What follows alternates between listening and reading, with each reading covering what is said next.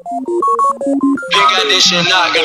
you love wisdom, put your mind up to the ceiling. Don't let it stay in the gutter. Don't let your heart get all cluttered. No, I did not stutter. Listen to all that I've muttered. Your life will only go well if you win wisdom or lovers. If you're in love with wisdom, come inside. Come inside. Come inside. The truth will surely rescue you and I. You and I. You and I. If you're in love with wisdom, come inside. Come inside. Come inside. The truth will surely rescue you and I. Hey, good afternoon. This is JC Johnson, and you're listening to For the Love of Wisdom, where philosophy meets the streets. And on today's show, we're going to be discussing the wisdom of equity. All right, so you might be thinking of home loans and stuff like that, but there's actually a lot more to equity than that. So we're going to get into that in a minute. You are listening to North Coast Underground, where the underground starts with you. And again, this is For the Love of Wisdom, where philosophy meets the streets. We'll be right back after this. If you're in love with wisdom, come inside. Come inside. Hey, what's going on, Wisdom family? Each week on For the Love of Wisdom, we promote a new and free audiobook that we believe you will benefit from and become wiser by listening to. On today's show, we're talking about the wisdom of equity. And so, the recommended book for this week is Can American Capitalism Survive? By Stephen Pearlstein. This book explains how our economic system gradually has undermined our sense of community by glorifying greed rather than fairness. To download this free book today, just visit audibletrial.com/lovewisdom. audibletrial.com/lovewisdom.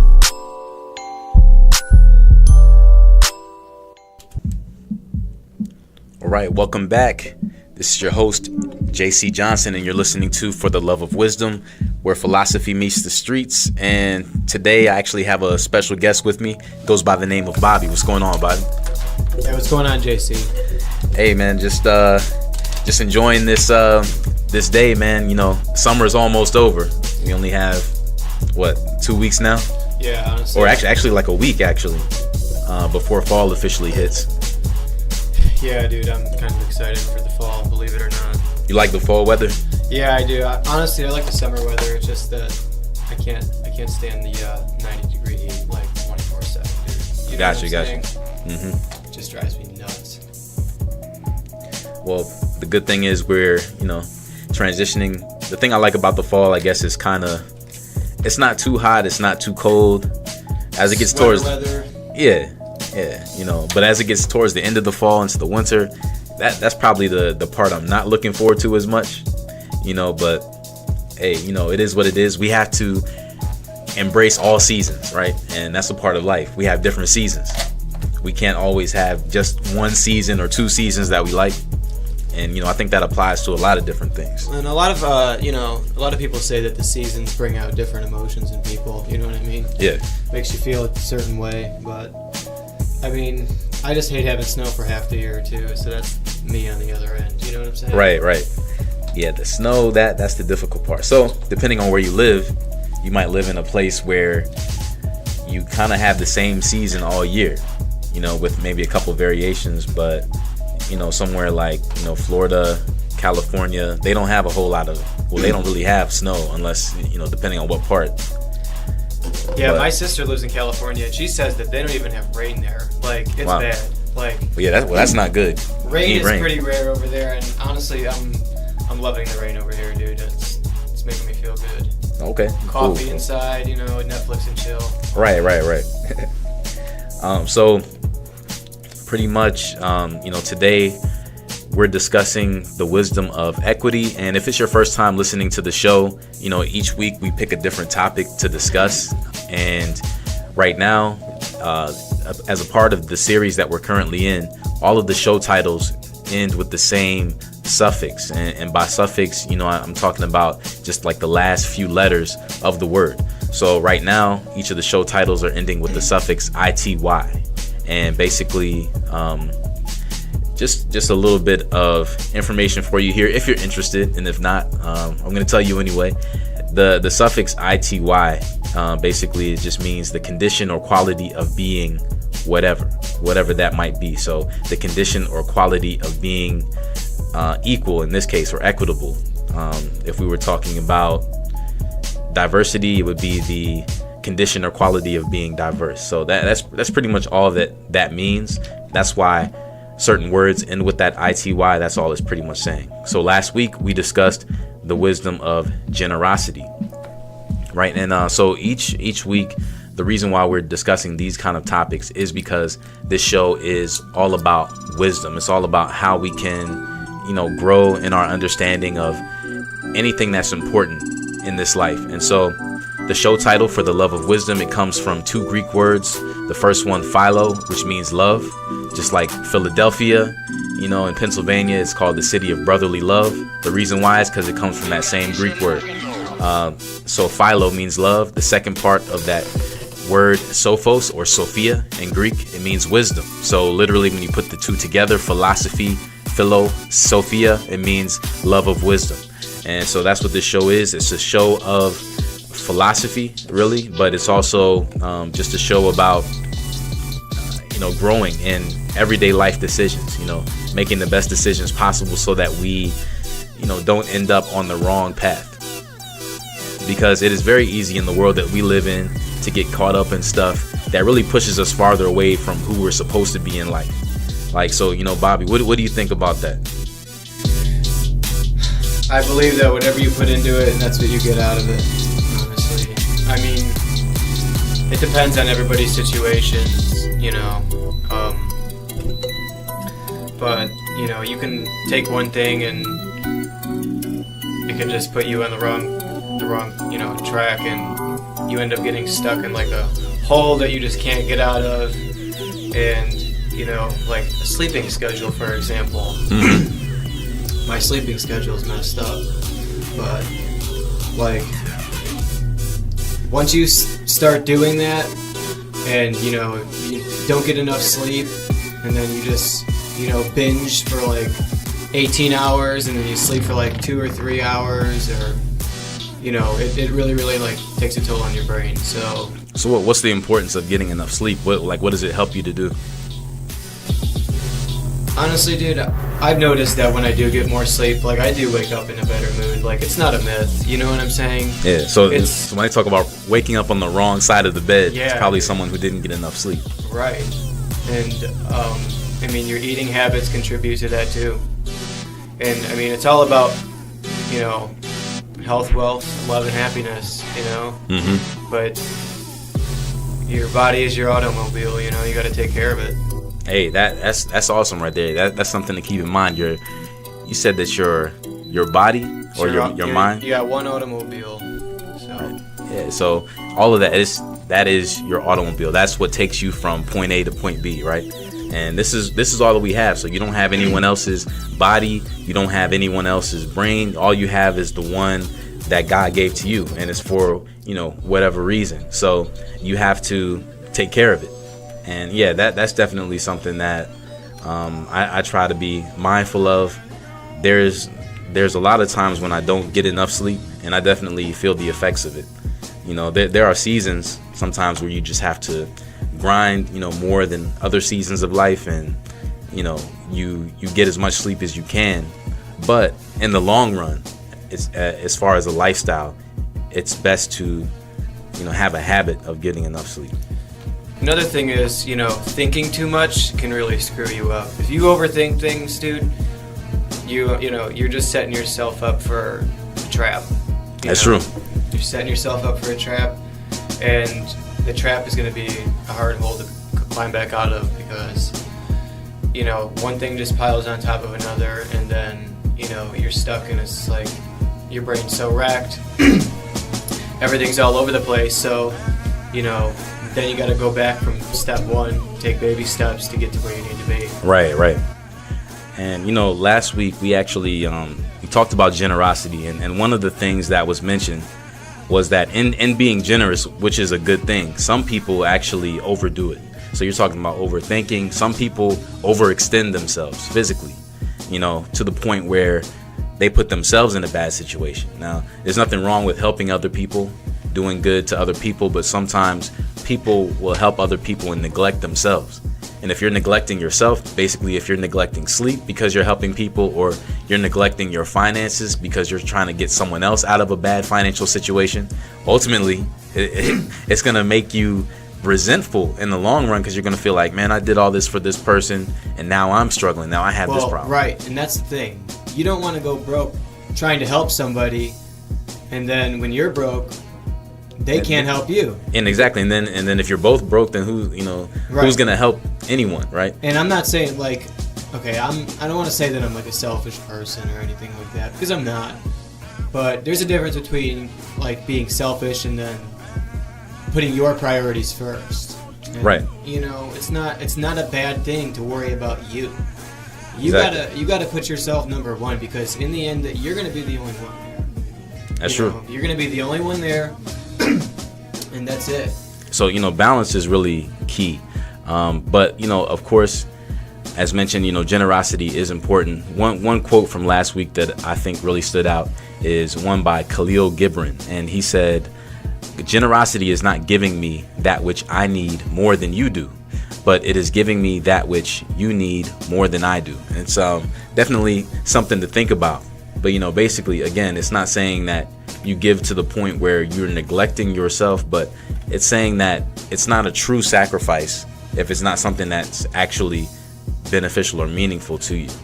You gotta meet it in the middle. Right. It's not generous if I'm saying you can have my table scraps. Right. You gotta buy them an actual meal. But more on that after this. This is North Coast Underground, where the underground starts with you.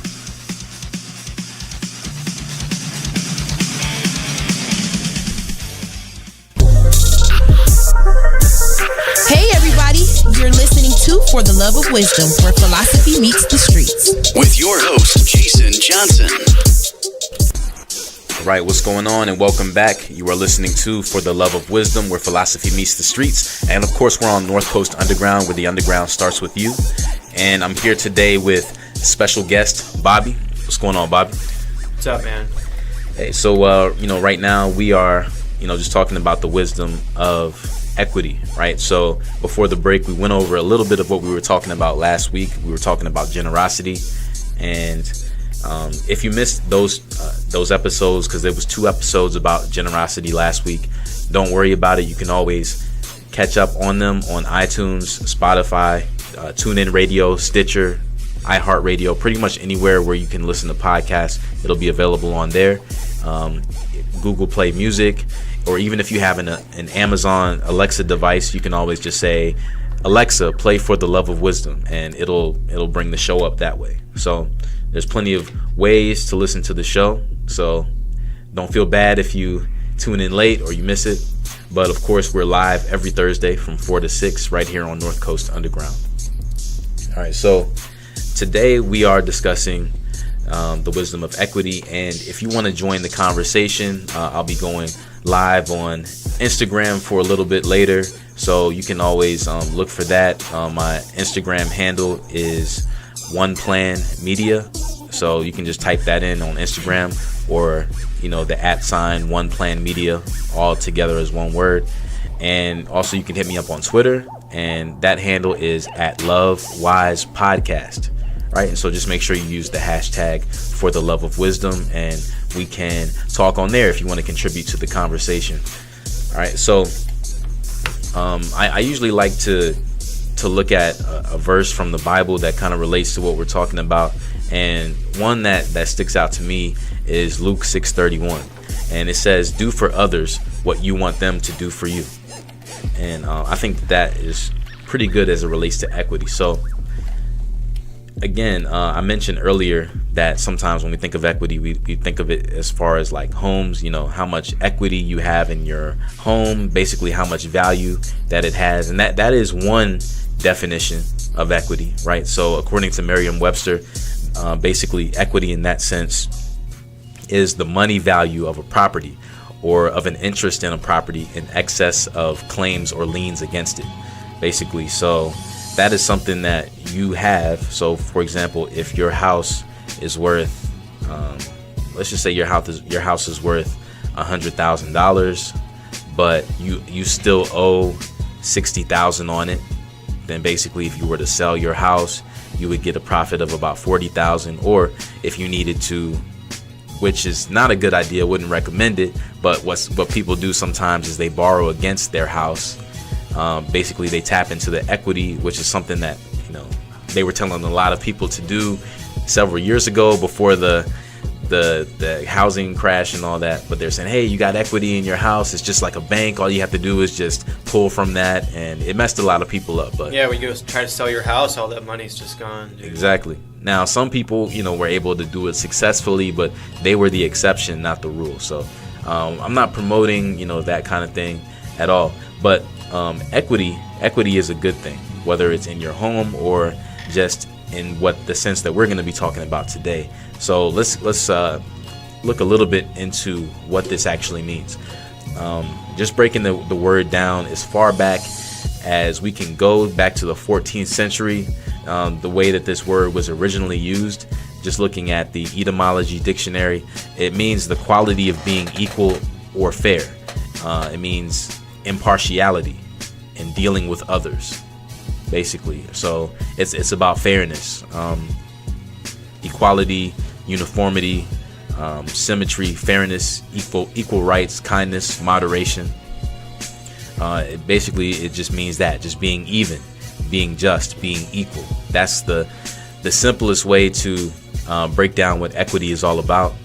The American Heritage Dictionary also has this to say about it. It says it's the state or quality of being just and fair.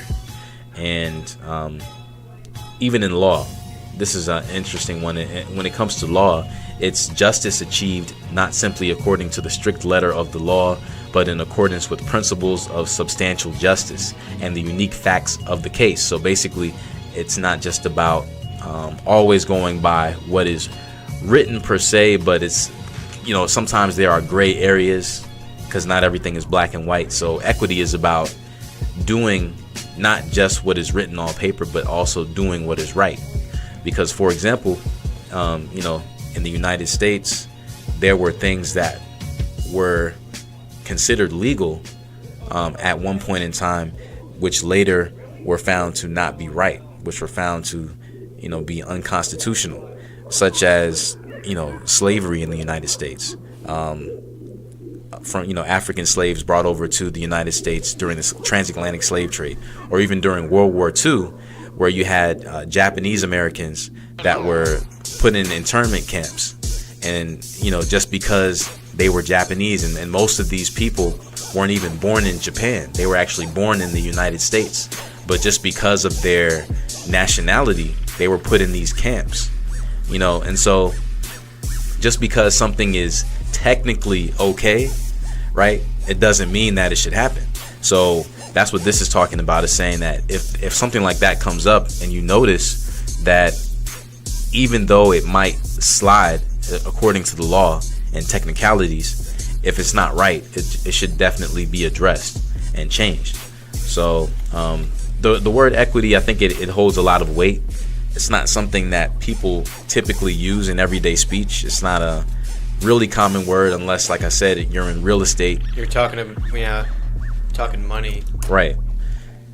But just as a just to also look at some different words that relate to equity, just so that we have a, you know, more full understanding of it. Basically, equity is some words that are synonymous with that are fairness, fair-mindedness, honesty, integrity, justice, non-partisanship, reasonableness, rectitude, even-handedness, fair play. Some words that are antonyms of that, or the opposite, are dishonesty, bias, inequity, partiality, unfairness, unjustness, right? So that's what we don't want to do, right? We don't want to do those things. We want to be equitable. We want to, you know, demonstrate equity in all that we do. So how do we do that exactly? You know, what is equity, right? So Bobby, just as far as what we've been talking about so far, you know, what comes to mind to you when you're thinking about, you know, being equitable towards other people, or people being equitable towards you? Well, when you put it like that, I mean, I think I get like the like the thought just comes into my head, like, you know, people, you know, they get along, and, you know, there's like no hatred and anything, nobody, like, no. So it's like unity. Yeah, kind of just thing. unity with everybody together. I think, you know, black, white, Hispanic, you know, Muslim, or whatever, you know.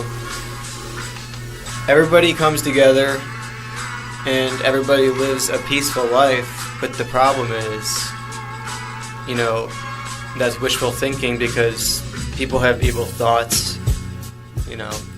People are messed up in the head, dude. You know? I mean, yeah.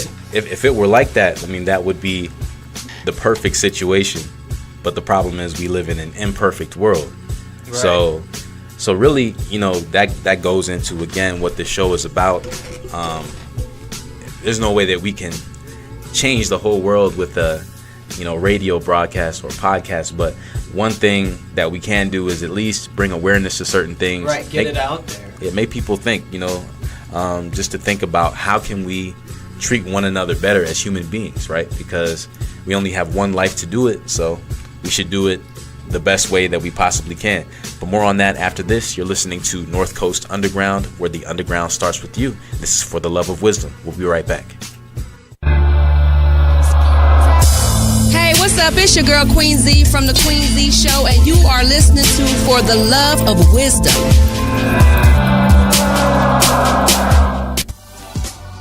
All right, welcome back. This is JC Johnson. You're listening to For the Love of Wisdom, where philosophy meets the streets. All right, and today we are discussing the wisdom of equity. All right, so we were joined earlier by Bobby, and we were, you know, just kind of getting into a little bit about what this word equity means and what it doesn't mean, right? We looked at some of the synonyms, some of the antonyms, and, you know, really just, you know, trying to define it according to the dictionary. So if you missed that, you can always listen back to, you know, past episodes on iTunes, Stitcher, TuneIn, anywhere where podcasts are located, basically, and you'll be able to, you know, hear anything that you missed. So again, this is live every Thursday from 4 p.m. until 6 p.m. So definitely, you're always welcome to come and hang out. All right, so let's continue getting into this topic of equity, right? Because we're talking about what it means to be equitable, right? So we're not necessarily talking about, you know, money or, you know, having equity in your house or anything like that, but this is more so about how we treat people. And just looking at this this word equity, you know, equity has a lot to do with treating people fairly and, you know, doing what is right. Treating people as you want to be treated really is the key to equity. And that's why we looked at a verse from the Bible initially when we started, from Luke 6:31, that says, do for others what you want them to do for you, right? You know, when Jesus said that, he was basically talking about equity, you know. So we have to ask ourselves, you know, is equity something that comes second nature to us? You know, is it something that has been instilled in us by our parents, or is it something that comes to us because of life circumstances, right? Or maybe it's something that just happens haphazardly. Maybe it's something that we don't have to be taught, or something that we're influenced to do by life circumstances. You know, depending on who you are and what you've been through, right, it's going to determine how you treat other people. Now, part of life is really to figure out how we can grow as people, how we can be better people overall. And the best way to be able to gauge how good of a person you are really is in how you treat other people. Not just other people, but even how you treat yourself, right? Those are two very important things. So let's take a look at equity as it relates to what is in the headlines right now. And there is a lot.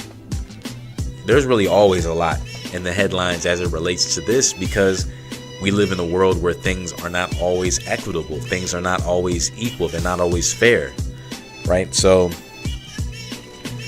if you're familiar with the news, lately there's been some backlash because of this whole thing with Nike and Colin Kaepernick, and just the controversy surrounding that. If you're not familiar with that, definitely do a Google search about it, find out more information. But essentially, he took a knee during the national anthem one day, and he was the first player to really do something like this. And typically football players will stand up and put their hand on their heart and do it that way. But he was protesting against police brutality and inequality, really, in the United States. And that was him taking a stand, or taking a knee, I should say. So that it sparked a lot of controversy, and Nike actually had him. He's actually one of their endorsements. He has an endorsement deal now with Nike, and there's a lot of people who are not happy about that. So basically, there was a mayor in New Orleans who responded to Colin Kaepernick having this endorsement with Nike. And one thing that he did is he tried to influence people in New Orleans to make sure that they wouldn't buy any Nike products, like for any teams, anything like that. So here's what he has to say. He said, effective immediately, all purchases made by any booster club operating at any Kenner recreation facility for wearing apparel, shoes, athletic equipment, and or any athletic product must be approved by the Director of Parks and Recreation or his designee. Under no circumstances, so here's what he said. Check this out. He said, under no circumstances will any Nike product or any products with the Nike logo be purchased to use or delivery at any City of Kenner recreation facility. Right? So he said it can't be purchased for use or delivery at any City of Kenner recreation facility. And him doing this was his way of trying to boycott Nike. But it wasn't him personally. He's trying to get the entire city to do that. Right? So it says here that Scott Sternberg, a New Orleans-based business and media attorney, said on Twitter that he does not believe Zahn can, quote-unquote, instruct private groups on where to buy uniforms. So he said that it would be especially tricky if the ban was due to a viewpoint that a company expresses rather than any danger that the company's products pose to residents. Now, I can understand if he was saying, this is an issue of national security. Don't wear Nike because there's something in the seams in the shirts that will, slice your arms or something, or there's some sort of anthrax powder in it that's gonna cause you to die or whatever. If that were the case, then yeah, it would be right for him to say don't wear Nike. But the fact that he's saying don't wear Nike because they are endorsing a player who took a stand for something, it really is rubbing people the wrong way, right? And again, if you want to read more on this article, this article is called Mayor Bans Nike from Children's Sports and Playgrounds, Citing Fairness to All, right? And this was an article that was written by Sarah Necomkin, and you can find it on yahoo.com in the lifestyle section. Now, on Monday, because of all of the backlash that the mayor was receiving from saying this, it says that he released a statement in response saying that he wanted to protect taxpayer dollars from being used in a, quote, political campaign, right? So he said that he applauds Nike's message of inclusion and encouragement for everyone to be their best and dream big, but he also wants to draw the line on letting companies profit from taxpayers by basically using that platform to speak on their political beliefs. Now, regardless of, whether Nike is using this as a platform to speak of their political or ethical beliefs, or if this is all just a publicity stunt just used to raise the amount of money that Nike makes, which I'm sure they will make a lot more money because of this. But whatever the case is, right, they should have freedom of speech. And whenever you are coming against someone, in this case Colin Kaepernick, because people are not even just against him now, they're against Nike, and Nike is they're not the ones who took this stand. Colin Kaepernick is, but they're just endorsing him. But pretty much whenever something like that happens, somebody's doing the right thing, backlash oftentimes does come for it. And that's kind of just something that lets you know that you're doing the right thing. So, shout out to him. Hopefully he'll get through this, but more on that after this. You're listening to North Coast Underground, where the underground starts with you.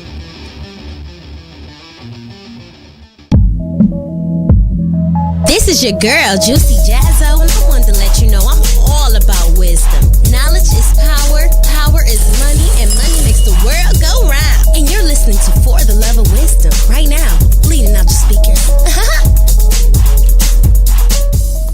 All right, welcome back. You're listening to For the Love of Wisdom, where philosophy meets the streets, and this is your host, JC Johnson.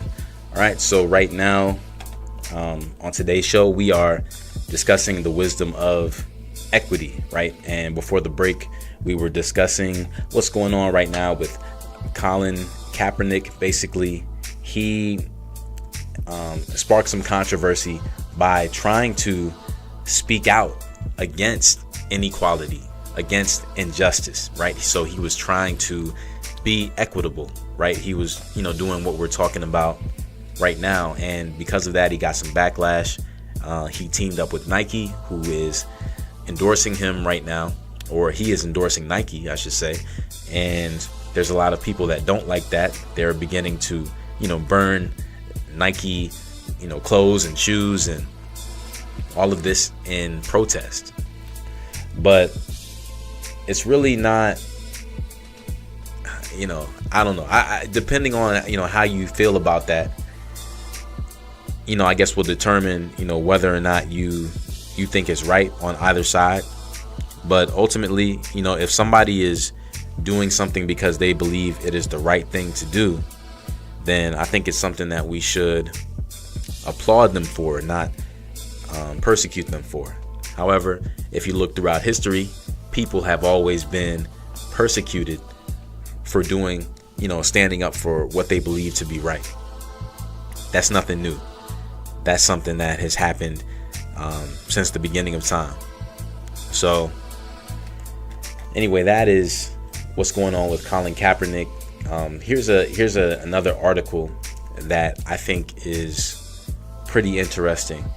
Now, this speaks about equality as far as not treating everyone equal, but saying it in a positive sense. So let's take a look at this and see what they have to say.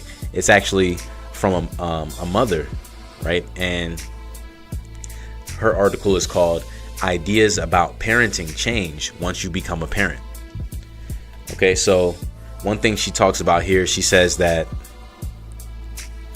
it's amazing how your ideas about parenting change once you become a parent. Before kids, if it took me 10 minutes to get somewhere, I would leave 10 minutes early.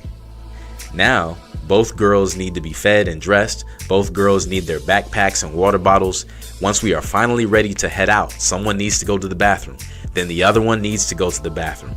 And they still are being potty trained. So I then have to put them in dry diapers, right? So it looks like they don't always make it to the bathroom. But she's, basically just talking about the life of a parent. She's talking about how, when you do become a parent, you have to make a lot of sacrifices. You have to make a lot of adjustments in your life. But not only that, you also have to think about how you treat each of them, because each of your children are going to have different needs, right? So the way that you treat them may not always be exactly the same. So for example, she said, I never thought I would be the kind of parent who would allow shoes to be negotiable or ketchup with every meal. I never thought I would be the parent who drove around Midland for an hour just to keep the kids napping. I never thought I would purchase grab-and-go lunches or allow the use of electronics during meals. I never thought I would be the kind of parent who would take her kids out with messy faces or hair, or resort to bribing to let me trim their nails. However, the realities of sleepless nights and crying kiddos have put a kink in my parenting plans. And that's funny, you know, especially if you have kids.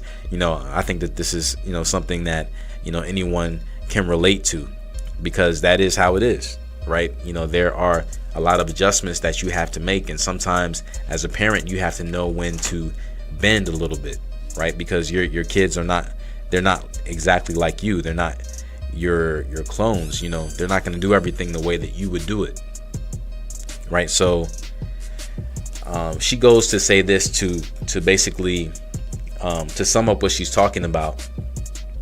She asks these questions: are you safe? Are you healthy? Because, you know, for her, that's what's most important. And because she says, like, if you are, then that's a win. So nothing else matters that much, you know, in the grand scheme of things. So she goes on to say, every child is different and everyone's needs are unique. I still believe certain strategies work better than others and will be more useful long term, but I now know there's not a one size fits all when it comes to parenting. I have realized the true difference between treating someone equally and treating someone fairly. Now, I think that that's an interesting way to put it, right? So we're talking about equity. We're talking about equality, which is very important. But what she's saying in this context, it's not like, oh, treating everyone equally, meaning all 10 people, I'm going to give all 10 people vanilla ice cream, right? You might think that that's being fair, but it's not if only one of those people likes vanilla ice cream. What if someone else likes chocolate ice cream? What if someone else likes strawberry ice cream? What if someone else likes Rocky Road or butter pecan or cookies and cream, which is my personal favorite there? But, you know, people have different preferences, right? So you can't just say, well, if it works for one, it works for all. That's not what equality is about. Equality is about, you know, giving the best, or at least allowing for the best quality of life for everyone, so that each person feels like they're receiving the best.